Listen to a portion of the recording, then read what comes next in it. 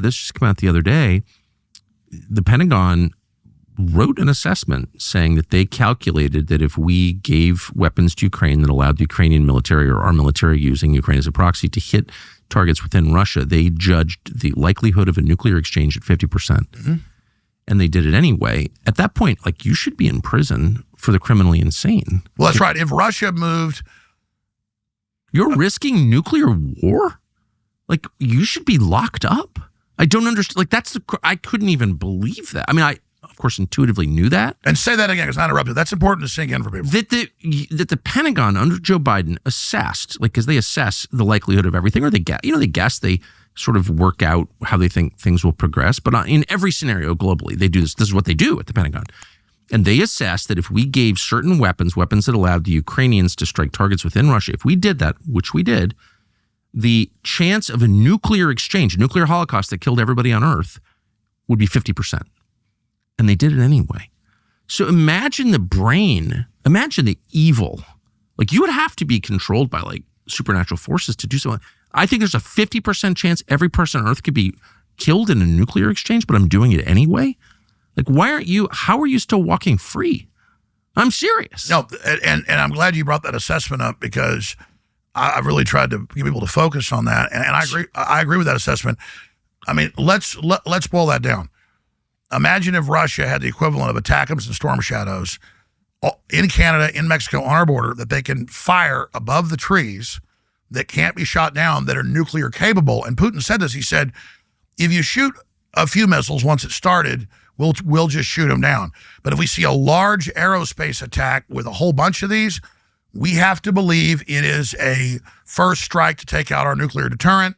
And so when we see a large signature of a large aerospace attack, be it cruise missiles, be it glide bombs, be it a mix of aircraft, or all of them, we will do a total commitment. And then Russia and TV said, here's the government scenario. And it showed nukes hitting all the NATO countries and submarines, hitting on from there. And we're talking about world destroyed in 30 minutes, folks, for sure. Submarines off our coast, 2 minutes, New York's gone. 5 minutes, Dallas is gone. This is real. What would happen if Russia was bombing D.C. with conventional bombs, with large, heavy cruise missiles? They're droning the capital. As the U.S. did through the Ukrainians, they droned the Kremlin. You were there once when you saw one blow up? I was there. I was actually driving by when I was over there last winter to interview Putin. I was driving by the Kremlin, just like on the street in downtown Moscow. There's smoke coming out of the top of the Kremlin. And so I called the guy at the press office who I was dealing with to set up the Putin interview from the vehicle. And I was like, I think your Kremlin's on fire. And he's like, oh, no, it's not. I was like, I'm right there. I'm looking at it. Russians never want to admit that they have been unable to defend their capital city. So a lot of murder has taken place by the Ukrainians of Russians and of attempted murder of Americans, by the way. And just think about the provocation here. But the Russians in every case are like, oh, that's not happening. They don't want to admit it because for a bunch of reasons, but it would force them to respond. But anyway, I called up and like, I think you guys just got droned. No, didn't happen. But it did happen. I saw it. I personally saw it. So like, there's been a ton of that stuff. What would we do if the Russians droned the U.S. Capitol or the White House?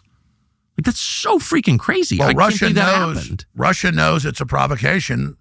The globalists want to reset. Their financial system's going down, and they're willing to roll the dice, and they think a nuclear war is survivable, as you know, as the Pentagon has said. So it's complete madness. Nuclear war is not survivable. That's a fact. It's not. By the way, nuclear weapon explodes over a nuclear power plant. What happens? Anyone know? Massive meltdown that makes Fukushima look like a exactly. And we have a lot of nuclear power plants around the world. So there's over 450 that are big industrial, thousands of small ones. And when society breaks down, they all melt down in different ways, much worse than Fukushima and Chernobyl combined. I agree. And it makes the whole surface of the earth, that's mainline science, unlivable for hundreds of millions of years. I agree. And I know everyone's for nuclear power, and it's like, obvious we need nuclear power. I'm not against nuclear power in theory, but until someone can answer the question you just posed, like, what about that? Then I'm plus, they're never run right. They always have scenarios where they're not going to leak. Basically, they all leak. You see all these stupid conservatives like, the answer is nuclear. You want more AI data centers, which I don't. The answer is coal. Obviously. So think about how you'll feel when you achieve your biggest goals of all, whether it's starting a business, paying off your mortgage, sending your kids to college, having the money to pay for it. You'll be pretty proud when you've met these essential life goals, and you should be proud. All of us are when we do that. But what do you do next? So getting to the goals is one thing, but protecting them is an entirely different thing and maybe a bigger thing. And this is where life insurance from Policy Genius comes in. Now, Policy Genius makes finding and buying life insurance really easy. You probably want life insurance, but it's expensive, and how do you even get it? Policy Genius makes it simple, and it means that your family has the safety net it needs to cover expenses and to face the future. Nearly half of Americans look back and wish they'd gotten life insurance earlier. It can change everything if you have it, because you don't know what the future holds, honestly. So with Policy Genius, you can find policies starting at just $292 per year for $1 million of coverage. And some options are 100% online. And that means no unnecessary medical exams for you, which is a win. You compare quotes from top insurers side by side. You talk to licensed agents. You secure your families tomorrow with peace of mind today. And it makes it super easy on Policy Genius. And it's all transparent. You know exactly what you're getting. So you head to policygenius.com/Tucker or click the link in the description to get your free quote. That's policygenius.com/Tucker. But I don't understand why everyone, this is such a sidebar and I'll stop in one sentence, but like those of us who grew up in the 70s and 80s remember that all the opponents to nuclear power were like, you know, furry armpit, dumb people and, you know, all the Greenpeace people. And so you're just like, oh, shut up. Nuclear is obviously the solution. Like, you just don't understand science. How can you be against climate change and also against nuclear power? I've said that myself like 100 times on TV. But it's not about the spent fuel rods. What do we do with nuclear waste? That's easy. Put it in Yucca Mountain. It's about what if these things are untended? What if they're, you know, the subject of a conventional or nuclear attack? And you look at all the mismanagement. There's massive vulnerability. Like, why doesn't anyone mention that? Before we put nuclear power plants all over my country, which I think a lot of people are psyched to do because they want to get rich from AI, like, they should answer the question. Like, that's really freaking scary, no? Well, you have to also ask, why do they build so many here and in like Japan, the plants right on fault lines? I mean, there's we see a lot of ineptitude in industry and things. So you don't want to have things that have the potential to be so dangerous. And when coal creates carbon dioxide that plants breathe, and the earth used to have a lot higher carbon dioxide than it does now, and it makes plants live longer, yields are up, it will green the planet, all the studies show it. We're actually terraforming the earth to make it better.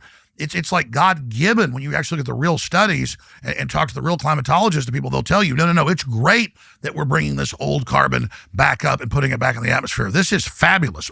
More carbon is good. Carbon dioxide, oxygen, water, and sunlight are the 4 ingredients of life on this planet, and the globalists created a way to tax and regulate one of the 4 pillars of life on this planet. It is good. I mean, they're trying to convince us that cows' methane is bad. You actually look at the carbon equation, it all turns right back into the gases it came from.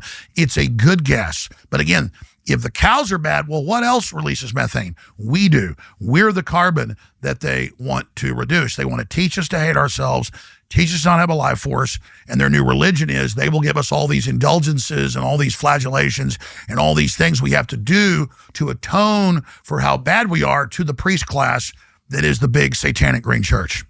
So the threat of nuclear war overhangs any conflict with a country that has nuclear weapons, of course. You push someone far enough, you know, you don't know what could happen, and it could result in the extinction of humanity. So that's like the main fact. That's why people want to run, not to have nukes, right? Obviously. So with that in mind, what do you make of the repeated public statements by a bunch of European leaders, particularly Starmer in the UK and the president of France, that they're ready to like continue the war against Russia with their own feeble armies? Like, what? That seems crazy to me. What is that actually about? And they've said that now they're sending their troops, that if they get killed, then that's direct war with NATO. They admit that the EU population-wise is collapsing. Those they've brought in, most of them, 80%, never even get jobs. All the different ministers, defense ministers, as you know, the last few years have said, our business model is a 20-year war. They think they can continue that and somehow bankrupt Russia and, again, break it up into 5 parts. So they've made it existential for themselves. They've made it existential for Russia. And you go back to the Pentagon assessment that was public, that 50% chance that if we start bombing, and that's the West doing it, mainly the U.S., inside Russia, that they would strike back with nukes.